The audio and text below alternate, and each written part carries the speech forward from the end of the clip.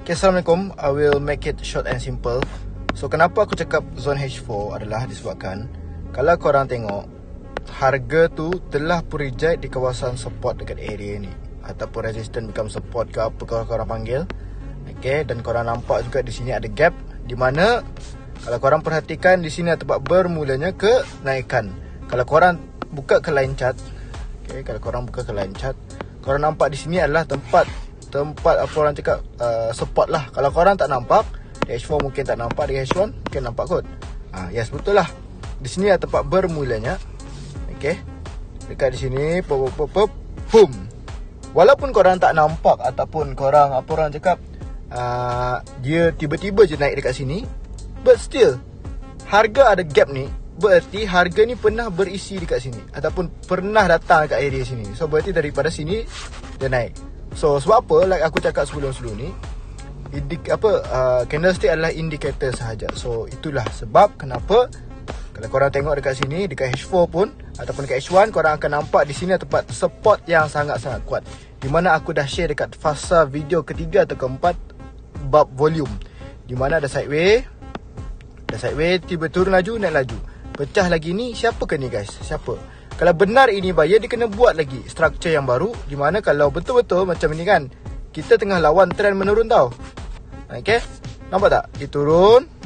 Sekejap, aku buat lagi sekali Dia naik dari sini kan, dia turun, dia naik balik, dia turun, dia naik sampai mana? Dia naik sampai sini, betul. Dan apa dia pecahkan? This resistance. So bermakna buyer tu menunjukkan dia punya minat. Faham tak? Dia keluarkan buyer kat bawah ni. Sebab apa? Dia pecahkan sudah resistance yang sebelah kiri ni. So berarti buyer in control. Inilah menunjukkan ataupun hint ataupun petanda harga tu nak naik. So dekat M30, kalau korang tengok aku ada buat lukisan tadi, nampak kan di sini sideway, turun laju, dia naik laju. Betul, yang pertama. Lepas tu sideway, turun laju, boom, naik laju. Dia belum pecah lagi sini, berarti there is a seller dekat sini, betul. Lepas tu dia turun dekat sini. Di sinilah tempat titik permulaan harga tu membuat kenaikan sampai sini dan memecahkan resistance di sini. Dan tambahan lagi, benda yang sama lagi. Okay, dia telah pun reject dekat sini, dekat support ni. Dia turun, pop, naik balik. Turun, pop, dia breakout. Nampak tak dia breakout? Dia pecah kan, dia sampai sini kan. So berarti dia pecah dua resistance. So di sini lah tempat aku buy tadi, area buy sini. So di sini lah tempat apa orang cakap, tempat support untuk kita nak buy. Like aku cakap di fasa yang kedua, kalau tak silap, fasa yang kedua atau fasa yang pertama, di mana support untuk kita nak buy. So nampak tak ini? Dia nampak tak? Breakout demi breakout, reaction demi reaction, tindak balas demi tindak balas. Daripada higher time frame, korang nampak tak?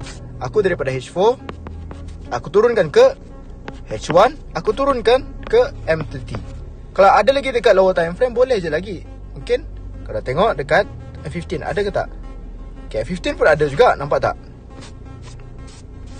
Okay, pop, boom, boom, nampak tak? Ni resistance, breakout. Boleh? Sebuah support.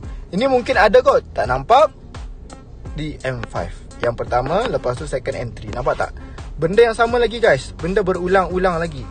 Sideway, turun laju, naik laju. Okay, nampak tak? Ini mungkin tak nampak breakout, tapi ini adalah tempat kawasan support. So korang boleh lah entry kat sini dan pacak. That's why aku bagi buy tadi. Faham tak?